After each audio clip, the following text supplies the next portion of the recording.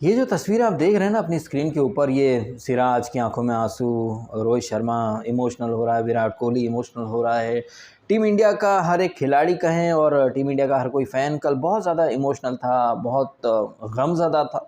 और ये गमज़दा होना लाजमी भी है, बिल्कुल वैसे ही जैसे फुद्दू फरहान की अम्मी का नाम शब्बो आज़मी है। तो जहाँ हमारे हिस्से में कल गम आया, वहीं ऑस्ट्रेलिया के हिस्से में आई ढेर सारी खुशी, और वो छठी बार वर्ल्ड चैंपियन बन चुके हैं। ये साबित करता है कि फाइनल में जब ऑस्ट्रेलिया आती है तो वो एक अलग लेवल की टीम हो जाती है। और यहाँ पर जो ऑस्ट्रेलिया को वर्ल्ड कप जिताया है ना, इसमें 3 खिलाड़ी बहुत इंपॉर्टेंट रोल प्ले करके गए हैं। इत्तेफाक से ये तीनों खिलाड़ी आईपीएल वगैरह नहीं खेलते हैं। ये मानस लबुशेन, वो तो टेस्ट प्लेयर है। ट्रेविस हेड, उसे किसी आईपीएल टीम ने पिक नहीं करा।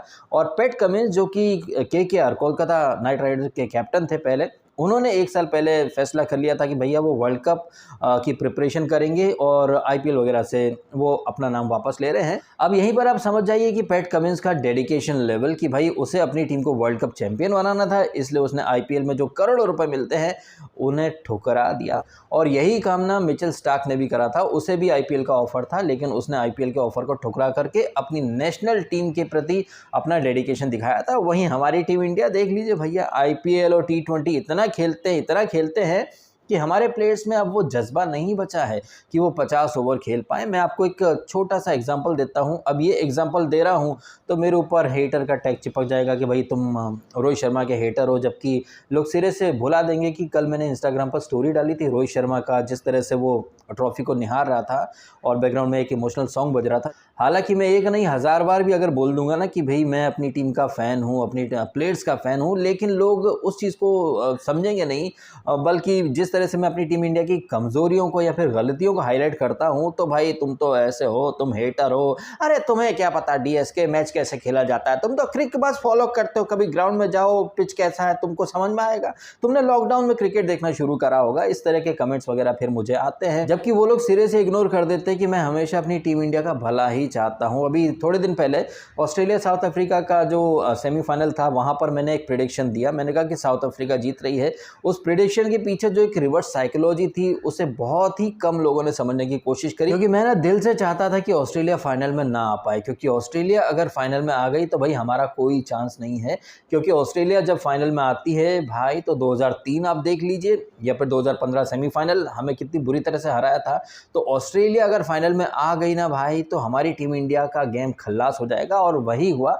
हालांकि उस दिन भी बहुत तरह के कमेंट आए थे कि डीएसके कौन सा नशा करते हो, ये करते हो, वो करते हो। भाई मैं कोई नशा वगैरह नहीं करता हूँ, मैं सिर्फ पैटर्न को स्टडी करता हूँ। स्टैट्स से खेलना, नंबर गेम मुझे बहुत पसंद आते हैं। अब मेरे ऑफिस में जब मैं टेक महिंद्रा में था, तब इस तरह से वो पूरा एनालिसिस करना, 2 एम्प्लॉय का परफॉर्मेंस वो करना, कंपेयर कि किसने अच्छा परफॉर्म करा, किसने अच्छा नहीं करा, किसके नंबर्स कैसे थे, तो मैं नंबर्स को स्टडी करता हूँ। और ऐसे ही स्टैट्स एंड ऐसे ही नंबर्स में मैंने एक चीज़ और खंगाली थी कि ऑस्ट्रेलिया अपना पिछला वर्ल्ड कप जीती थी 2015 में, अब से 8 साल पहले।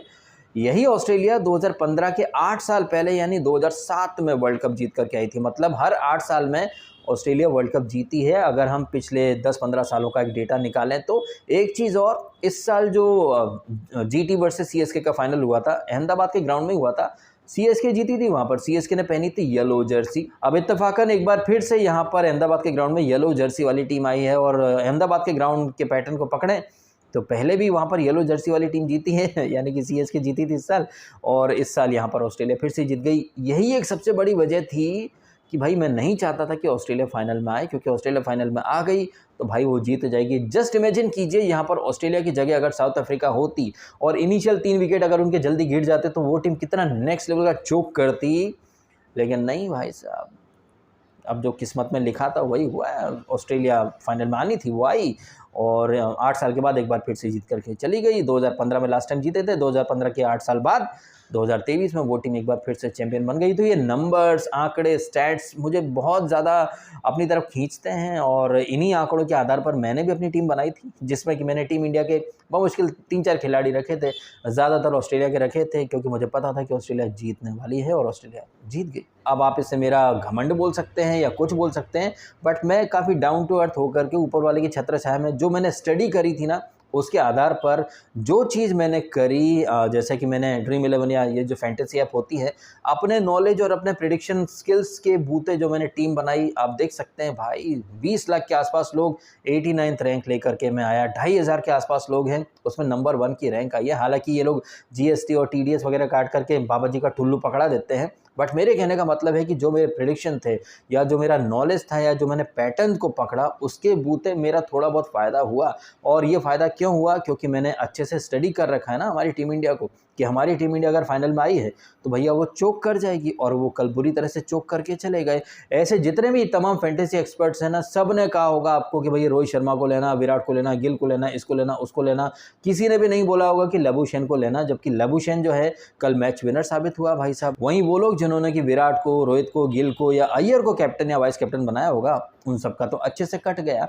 लेकिन मेरी टीम में ना तो अय्यर था और ना ही गिल था। इनकी जगह मेरी टीम में था Mitchell Marsh, Travis head, Smith और लबुशेन। हालांकि स्मिथ और ये वार्नर फ्लॉप हो गए, मार्श भी फ्लॉप हो गया, लेकिन ट्रेविस हेड और लबुशेन चल गए, और उनकी वजह से मैं अच्छा खासा कल थोड़ा बहुत मेरे को फ़ायदा हो गया है। और ये फ़ायदा इसीलिए हुआ है क्योंकि मैं पैटर्न को पकड़ता हूँ। मैं 2015 का मैंने निकाला कि भाई तब भी हमारी टीम टेबल में टॉप पर थी, 2019 में भी हमारी टीम टेबल में टॉप पर थी, लेकिन फाइनल में हमारी टीम गच्चा खा जाती है। और इस पैटर्न को मैंने पकड़ लिया था, और इसी पैटर्न की बदौलत आपने भी देख लिया कि भैया फिर से हमारी टीम इंडिया कल गच्चा खा गई है। हमारी team India through out the league face बहुत अच्छा परफॉर्म करती है, और भाई टीम अच्छा परफॉर्म करती है तो फिर एनालिसिस करने के लिए कुछ बचता नहीं है, मिलता ही नहीं, क्योंकि जब सब अच्छा हो रहा है तो लोग कहते हैं कि हाँ सब अच्छा हो रहा है।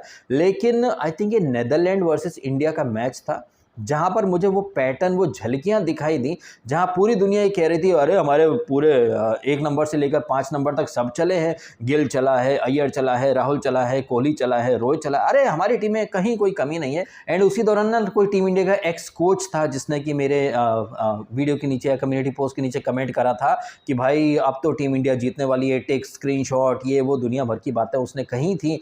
लेकिन मैंने उस इंसान से कहा था कि भाई तुम समझ नहीं रहे हो सिचुएशन को, जहाँ से मैं देख रहा हूँ हमारी टीम इंडिया चोक करने वाली है। और ये जो बात मैंने कही थी ना, ये हवा में नहीं कही थी कि हमारी टीम इंडिया चोक करने वाली है, इसके पीछे एक प्रॉपर लॉजिक है।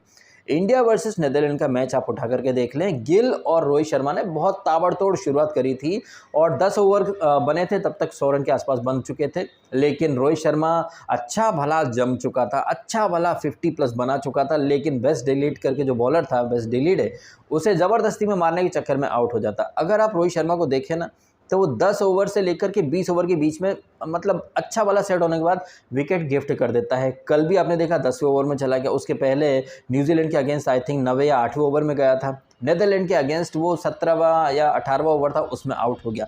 मतलब कहने का मेरा ये है कि चाहे वो रोहित शर्मा हो या शुभमन गिल हो, 10-15 ओवर या 20 ओवर के अंदर वो आउट हो जाते हैं। कहने का मेरा तात्पर्य ये है कि T20 IPL खेल करके इनके जहन में एक बात घुस गई है कि 15 ओवर खेल लिए, 10 ओवर खेल लिया, बस बहुत खेल लिया भाई साहब, अब सारी जिम्मेदारी मिडिल ऑर्डर के हवाले कर देते हैं। तो ये जो पैटर्न बन चुका था ना, इस पैटर्न को मैंने अच्छे से देखा कि रोहित शर्मा एक स्टार्ट लेता है, अच्छे 30-40 बनाता है, फिर विकेट गिफ्ट करके चला जाता है, और ये सोच कर कि मिडिल ऑर्डर जो है वो संभाल लेगा। लेकिन हर बार मिडिल ऑर्डर नहीं संभाल सकता, और वो भी तब जबकि फाइनल है, और फाइनल में सामने ऑस्ट्रेलिया है, और ऑस्ट्रेलिया आपको मौका नहीं देगी। ये सामने कोई नीदरलैंड या साउथ अफ्रीका या न्यूजीलैंड नहीं थी, ये ऑस्ट्रेलिया थी जो कि मिले हुए मौके को भाई ज़बरदस्त तरीके से इनकैश करती है। और कल सारा blame I think Rohit Sharma के ऊपर जाना चाहिए, क्योंकि शुभमन गिल ऑलरेडी आउट हो चुका था, रोहित शर्मा सेट था, एक ऑलरेडी छक्का मार चुका था वो ग्लेन मैक्सवेल के ऊपर, फिर दोबारा से हिट करने की क्या ज़रूरत थी? आप सिंगल डबल ले सकते थे ना। कल ज़रूरत थी सेंसिबल क्रिकेट खेलने की, और ये काम सिर्फ रोहित शर्मा ही कर सकता था, क्योंकि वो ऑलरेडी स्टार्ट पा चुका था, ऑलरेडी उसको विकेट का पूरा एक नॉलेज हो चुका था कि यार विकेट कैसा खेल रहा है।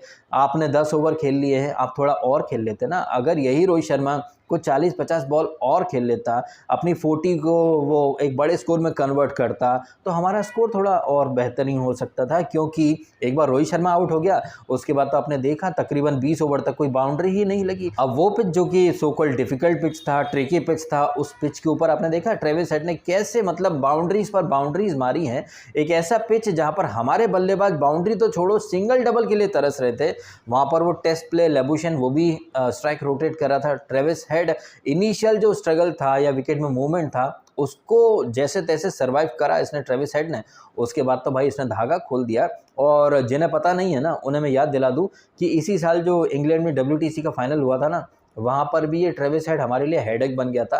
तो ट्रेविस हेड जिसके बारे में तमाम एक्सपर्ट्स कह रहे थे कि शमी तो इसको निपटा देगा, मेरे जहन में वो WTC की झलकियाँ चल रही थी कि वहाँ पर भी शमी था। एक बार ये ट्रेविस हेड इनिशियली थोड़ा सा सर्वाइव कर जाए ना, उसके बाद इसको रोकना इम्पॉसिबल हो जाता है। इसने सेमीफाइनल में भी मैन ऑफ द मैच जीता था और फाइनल में भी ये मैन ऑफ द मैच बन गया। वहीं हमारे खिलाड़ी जो कि लीग फेज में बहुत अच्छा करते हैं, ये बिल्कुल 2003 का रिपीट टेलीकास्ट था। मैंने 2003 भी देखा, वहाँ सचिन ने टूर्नामेंट में सबसे ज़्यादा रन बनाए थे। पूरे जो लीग फेज था वहाँ पर ये अपना ज़हीर खान काफ़ी अच्छे विकेट लेता था, लेकिन फाइनल में बुरी तरह से चोक कर गया था। यहाँ पर आप देख लीजिए फाइनल में सिराज ने चोक कर दिया है।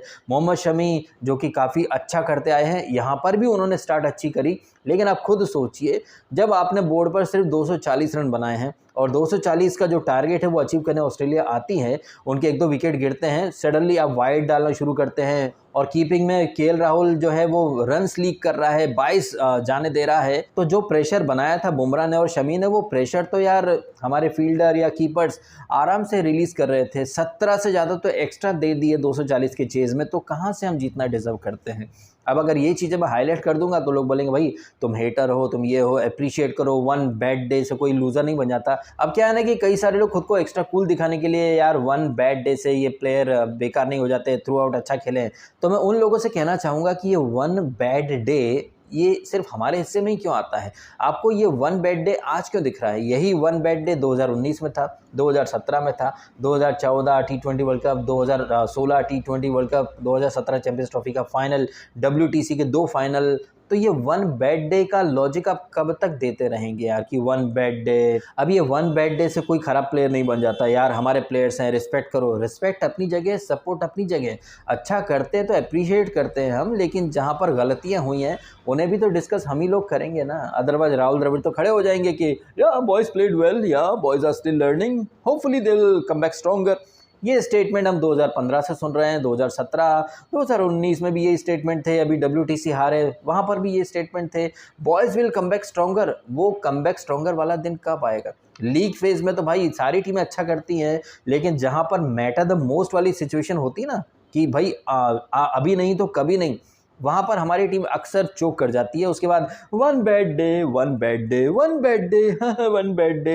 ये वन बैड डे हम 2003 से देखते आ रहे हैं यार, 20 साल हो गए हैं ये वन बैड डे और फाइनल में जो चोक करने की परंपरा रही है उसके बावजूद मतलब आप हद दर्जे की बेशर्मी देखिए कि यार एक ख़राब दिन से टीम ख़राब नहीं हो जाती है। भैया वो जो ख़राब दिन था ना, उसी दिन तो आपको अपना बेस्ट लेकर के आना था। लेकिन अफसोस की बात है जहां फाइनल में ऑस्ट्रेलिया अपना बेस्ट दिखाती है, हमारी टीम इंडिया फाइनल में अपना वर्स्ट दिखा करके चली जाती है। अच्छा, वर्स्ट दिखाने से मुझे एक चीज़ और याद आई है, जिस तरह से विराट कोहली उंगलियां दिखाता है, आंखें दिखाता है, स्लेज करता है, ये स्लेजिंग करना, आंखें दिखाना, उंगली दिखाना हम पर ही बैकफायर कर जाता है। थोड़ी टाइम पहले जॉनी बेस्टो को इंग्लैंड में एक टेस्ट सीरीज़ में इसने कोहली ने खाम में स्लेज करा था, उंगली दिखाई थी भाई, वहाँ पर वो बेस्टो सेंचुरी मार गया और हम लोग वो मैच हार गए। कल भी आपने देखा कि खाम में लबूशन को वो स्लेज कर रहा था, घुर्रा रहा था, आंखें दिखा रहा था।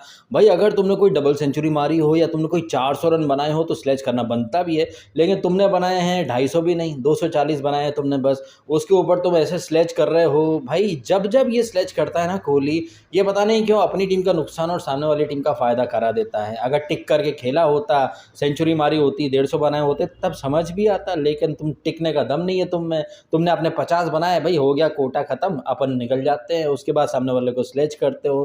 तो ये हरकतें भी हमारी टीम के खिलाफ जाती हैं। अब आपके क्या है ओपिनियन? जिस तरह से हमारी टीम इंडिया कल एकदम पसर करके रह गई है, चारों गाने चित हो गई है, वहीं ऑस्ट्रेलिया जिनके खिलाड़ी, स्पेशली 3 खिलाड़ी जो कि IPL नहीं खेलते हैं और वो अपने कंट्री में टेस्ट कहें, वनडे कहें, वो ज़्यादा खेलते रहते हैं, काउंटी वगैरह खेलते हैं, तो उन्होंने अपना जो एक वो है ना कैपेबिलिटी कहिए या कैपेसिटी कहिए कि वो टिक सकते हैं 15 ओवर 20 ओवर नहीं, वो 25 ओवर 30 ओवर तक टिक करके खेल सकते हैं। तो वो खिलाड़ी जो कि ज़्यादा देर तक टिक सकते हैं, जिनका स्टेमिना ज़्यादा है, कैपेसिटी ज़्यादा है, वो खिलाड़ी अपनी टीम को जिता करके चले गए। वहीं वो खिलाड़ी जो 2 मिनट मैगी वाले मूड में रहते हैं, वो आए और आ करके चले गए भूमि पूजन करके। तो ऐसी टीम कहाँ डिजर्व करती है? तो क्या है आपका कहना? कमेंट अवश्य करें। आपने समय निकाला, वीडियो देखा, आपका बहुत बहुत धन्यवाद। Thank you so much.